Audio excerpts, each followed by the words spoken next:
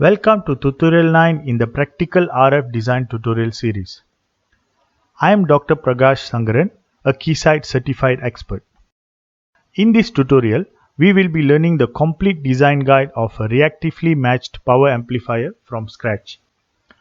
For this tutorial, we will be designing an ISM band power amplifier for 2.4 GHz to 2.5 GHz applications. The design steps of a reactively matched power amplifier are as follows. First, we will start the tutorial with a PA introduction, giving you a brief PA theory. Next, we will go into the first PA design step, device selection, followed by DC analysis and load line theory. The third step is load pull simulation, followed by impedance matching. Circuit simulation is the fifth step, followed by layout design and simulation and EM circuit core simulation. Finally, the results of the simulation will be discussed. This tutorial will be done in three parts. The first part is Tutorial 9, which contains PA introduction and device selection.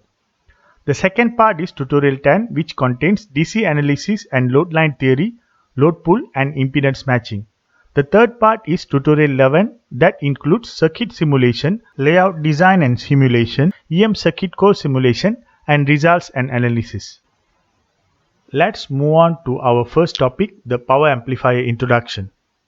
Here is the basic RF radio system. Contains a baseband processor, up conversion mixer, down conversion mixer, voltage controlled oscillator or VCO, local oscillator or LO, frequency generating unit or FGU, pre-driver, driver, final power amplifier, coupler, power controller, antenna switch, harmonic filter, antenna, pre-selector filter, low noise amplifier or LNA, and post-selector filter.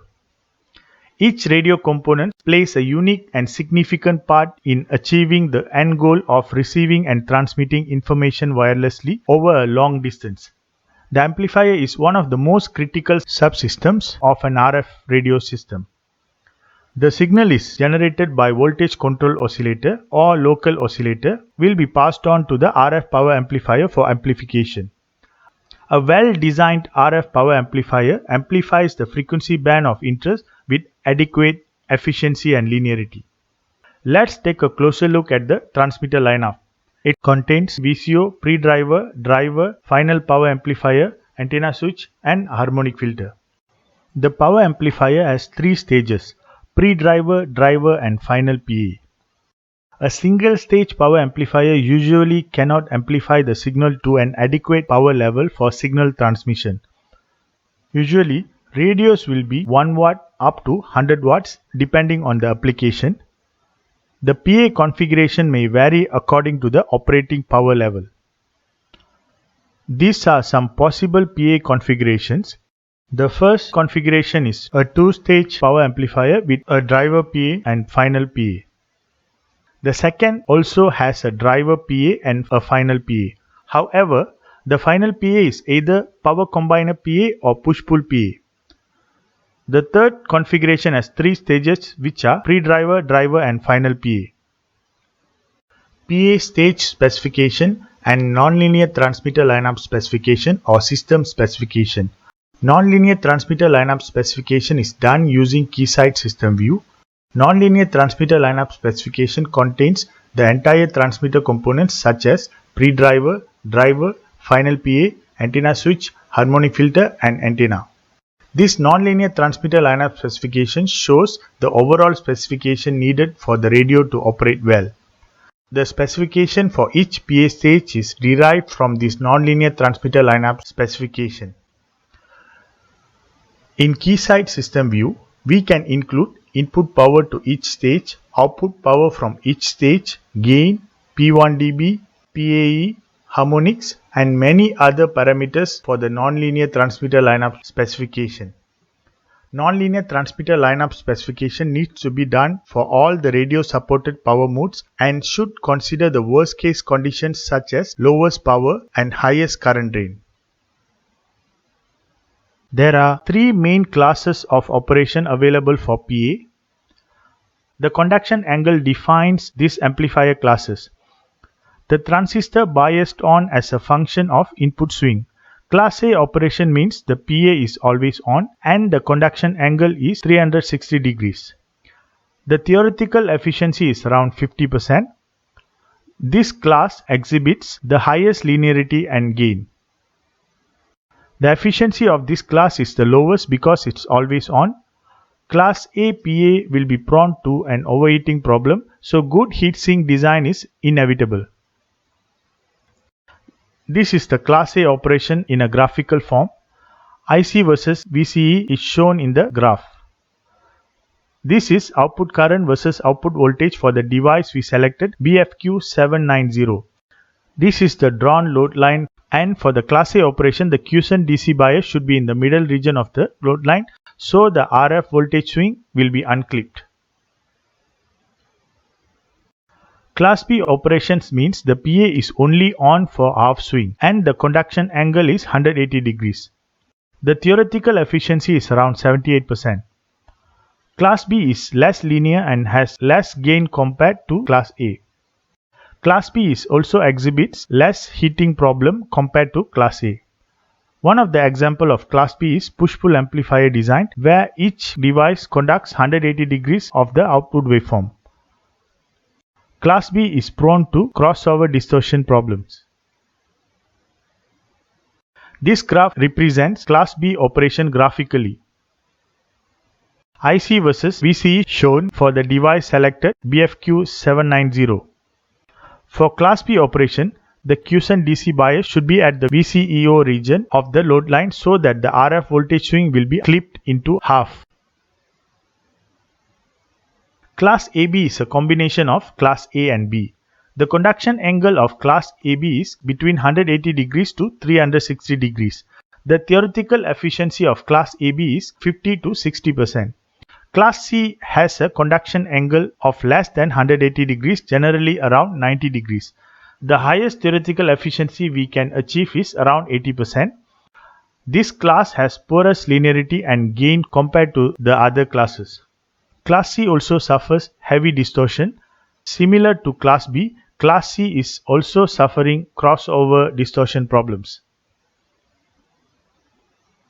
This graph represents Class AB operation graphically.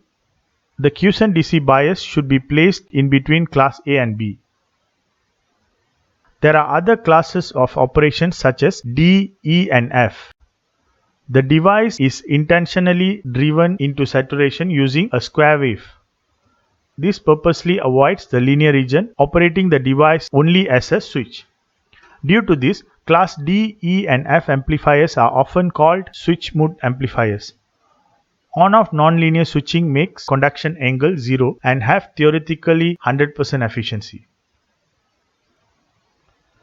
These are some important PA parameters used in our PA simulation, so is worth noting. Pin_RF is RF input power into a stage. Pin_DC is DC power consumption with RF input signal and amplification. Pout_RF is RF output power available to the next stage. LS_gain_dB is the large signal gain that equals Pout_RF minus Pin_RF. P1 dB is 1 dB compression power and P3 dB is 3 dB compression power. Both P1 dB and P3 dB are a measure of linearity. DF is drain efficiency equals Pout_RF divided by Pin_DC. PAE is power added efficiency, which equals Pout_RF minus Pin_RF divided by Pin_DC. IC is DC current drawn of the PA because IB is negligibly small. RF fric is the frequency range of the power amplifier. Mu load, mu source, real part of driving point admittance, bilateral through return ratio loop gain determines how stable the PA is to the variations in the load VSWR, temperature and voltage. Stability issue happens when PA oscillates, similar to an oscillator. Stability can be solved by avoiding signal from the output from coupling in phase with the input. Stability is checked in the design stage by simulating stability factor such as mu source and mu load. We will also be studying WS probe stability analysis. WS probe has many stability analyses within. We will analyze real part of driving point admittance and bilateral true return ratio loop gain in the WS probe. Common stability fixes are RC feedback, collector or drain bypass capacitor, base or gate bypass capacitor. If your PA has a stability issue, the spectrum analyzer output in a 100 Hz span will look like this. Instead of amplifying the signal, the PA is oscillating. The first step of PA design is device selection. To select a device, we need to have design requirements for the PA. As explained before, the PA design requirement is derived from the transmitter lineup specification. Generally, a technical manager or team leader will handle the transmitter lineup specification and engineers will be given specification to design the PA accordingly. For this tutorial, these are the specifications we would like to focus on. Frequency range of a PA is 2.4 GHz to 2.5 GHz. The input power is 14.5 dBm. The maximum output power is 26.5 dBm. 1 dB compression power or P1 dB is 26 dBm. The gain at 1 dB compression power is 12 dB. The drain efficiency should be around 40%. The design should be stable across the wide frequency range. Input and output return loss should be less than -10 dB. The PA we will design in this tutorial is a driver PA. The selection of a device is most important step but often undermined in training. Device need to be selected based on the PA stage specification derived from transmitter lineup specification or system specification. Device technology needs to be understood to select suitable device for our PA effectively.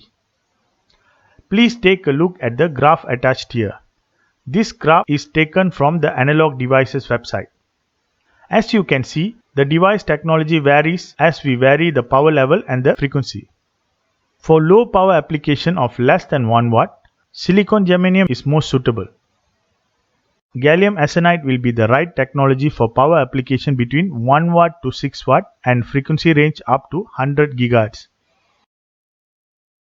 For power above 6 watt, silicon LDMOS, gallium nitride or silicon carbide are suitable.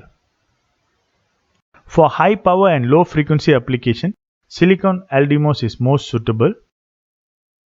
For high power and mid frequency application, gallium nitride or silicon devices will serve better. For high power and high frequency application, gallium nitride or silicon carbide devices are the best. Other than power and frequency, the supply voltage also dictates the device selection because the supply voltage for devices varies from 2 volt to 50 volt.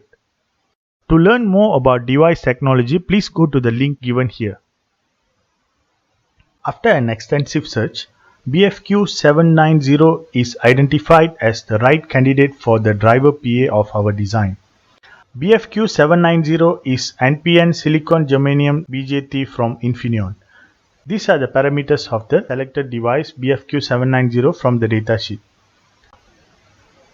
Pin max is 18 dBm, P1 dB is 27 dBm, P3 dB is 38.5 dBm. Frequency of operation is from 400 MHz to 3.5 GHz. Gain is 16 dB at 2.6 GHz. VCE max is 6.1 volt. VCE at P1 dB is 5 volt. VCE at P3 dB is 5 volt. IC at P1 dB is 250 mA. IC at P3 dB is 250 mA. In some cases, the manufacturer of the device will provide multiple simulation models for their devices. We can select the right model based on their description.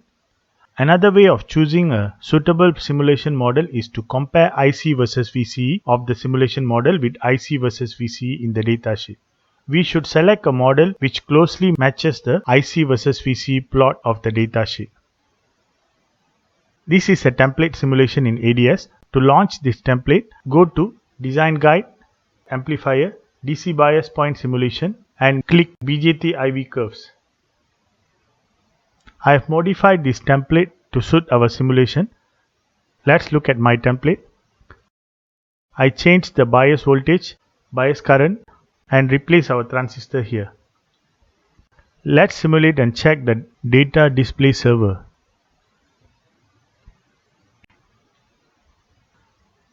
This is the IC versus VC plot. I have compared datasheet IC versus VCE and also simulated IC versus VCE here. Since Infineon only has a single device model for this transistor, we have no choice other than to use this model. This method might be useful if the supplier provides multiple device models. With this, our step 1 is completed. BFQ790 is identified as the right candidate for the driver PA of our design. Every single design step follows will use BFQ790. Thank you for watching this tutorial. I will see you in my next video with continuation of this PA design tutorial. For inquiries, please email pragash@innovave.co or visit www.innovave.co.